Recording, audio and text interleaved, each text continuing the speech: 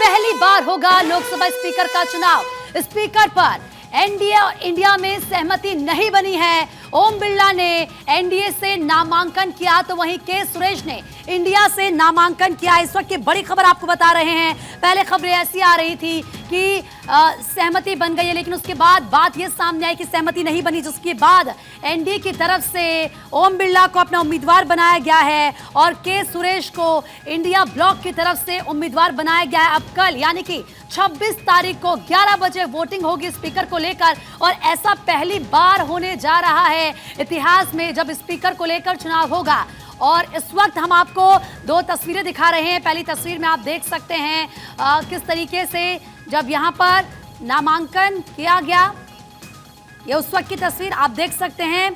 Amit Shah, JP Nadda, किरण रिजिजू, जीतन राम मांझी, सभी, चिराग पासवान, तमाम सांसद आपको नजर आ रहे हैं। और दूसरी तस्वीर हम आपको दिखा रहे हैं इंडिया ब्लॉक की, यानी कि अब दोनों ही, चाहे एनडीए हो या इंडिया हो, उनके उम्मीदवारों की तरफ से नामांकन कर दिया गया है। ओम बिरला वर्सेस के सुरेश। और ऐसे में देखिए, दरअसल ये राहुल गांधी की तरफ से कहा गया कि अगर हमें डिप्टी स्पीकर का पद दे दिया होता तो फिर हम स्पीकर के खिलाफ अपना उम्मीदवार नहीं उतारते, क्योंकि आज तक इतिहास में ऐसा नहीं हुआ है। ये पहली बार ऐसा होने जा रहा है जब स्पीकर पद के लिए चुनाव होगा, यानी कि एक तरफ होंगे ओम बिरला और दूसरी तरफ होंगे के सुरेश। इससे पहले प्रोटेम स्पीकर को लेकर भी के सुरेश के नाम सामने आ रहा था कि उनको कहीं ना कहीं बनाया जाना चाहिए था प्रोटेम स्पीकर वरिष्ठता के आधार पर, ऐसा कहा जा रहा था तमाम जो विपक्षी दल हैं उनकी तरफ से। लेकिन आप जानते हैं कि भर्तृहरि मेहताब को प्रोटेम स्पीकर बनाया गया, जिसके बाद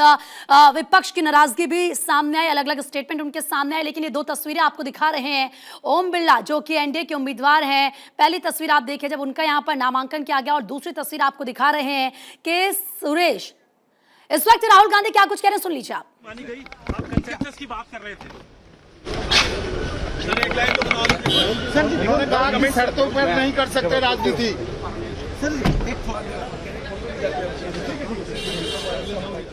देखिए, राहुल गांधी से बातचीत करने की कोशिश की गई, लेकिन राहुल गांधी ने कुछ कहा नहीं। वो आगे गए और अपनी गाड़ी में बैठकर निकल गए।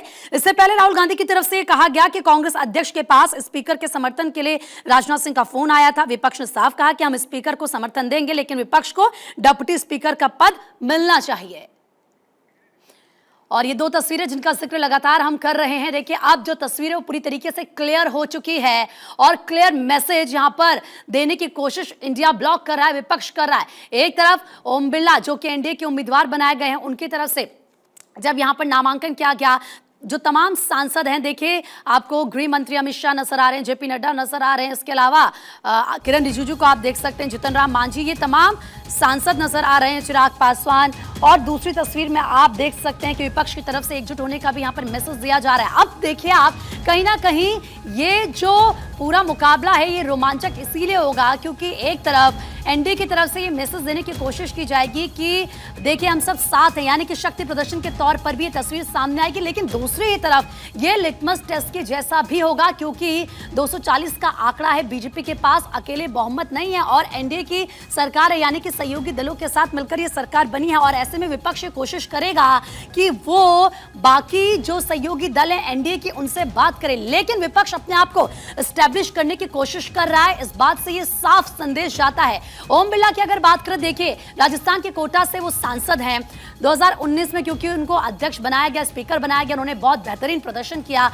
सदन का जो संचालन था सुचारू रूप से हुआ और कभी भी उन्होंने किसी को मौका नहीं दिया। विपक्ष भी उनकी कार्यशैली पर सवाल कभी खड़े नहीं कर पाया, और उनका जो तरीका रहा है उसका जिक्र प्रधानमंत्री नरेंद्र मोदी ने किया। उनकी तारीफ कई बार खुद प्रधानमंत्री नरेंद्र मोदी करते आए हैं। ऐसे में शीर्ष नेतृत्व के भरोसेमंद वो हैं, वैश्य समाज का एक बड़ा राजनीतिक चेहरा है, कुशल राजनीतिज्ञ है वो रहे हैं, और जिस तरीके से उनका अनुभव है उसका अगर जिक्र करेंगे, हमेशा से ये कहा जाता है कि जब राजस्थान विधानसभा में हो गए तो उन्होंने 500 सवाल पूछे थे, यानी कि वो कितने ज़्यादा एक्टिव रहे हैं विधानसभा में भी, इस बात से आप ये समझ सकते हैं। इसके अलावा अगर के सुरेश की बात करें तो पहली बार 1989 में लोकसभा के लिए वो चुने गए थे। अभी तक 7 बार वो लगातार जीतते आए हैं। ये भी कल कहा जा रहा था, आपने सुना होगा कि जो कांग्रेस के तमाम सांसद थे कि वरिष्ठता के आधार पर उन्हीं को प्रोटेम स्पीकर बनाया जाना चाहता। लेकिन इस वक्त एक बड़ी खबर आपको बता दें, स्पीकर के नाम पर विपक्ष में दो फाड़ की खबर सामने आ रही है। ममता ने विपक्ष के प्रत्याशी का विरोध किया है। ममता बनर्जी की तरफ से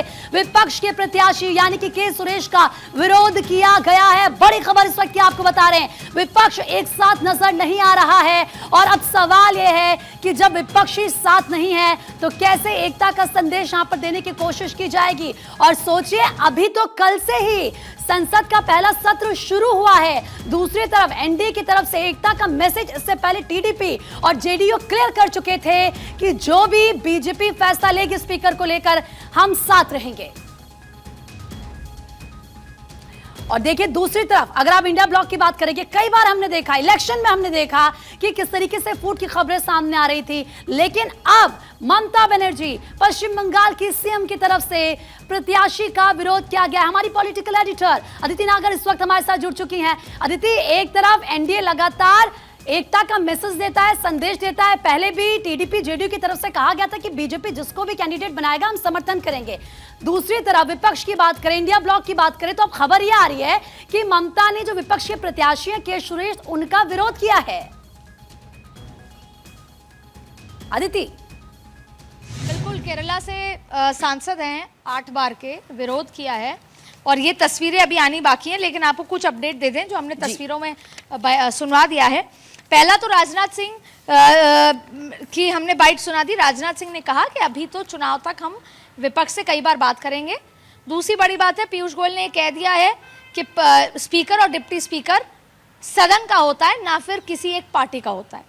जाहिर तौर पे सरकार ये चाहती है कि जो देश भर में मैसेज जाए वो एक समानता और सहमति का जाए। तीसरी बात है कि राजनाथ सिंह ने यह भी कह दिया कि हमने खड़गे जी को 3 बार कॉल किया है।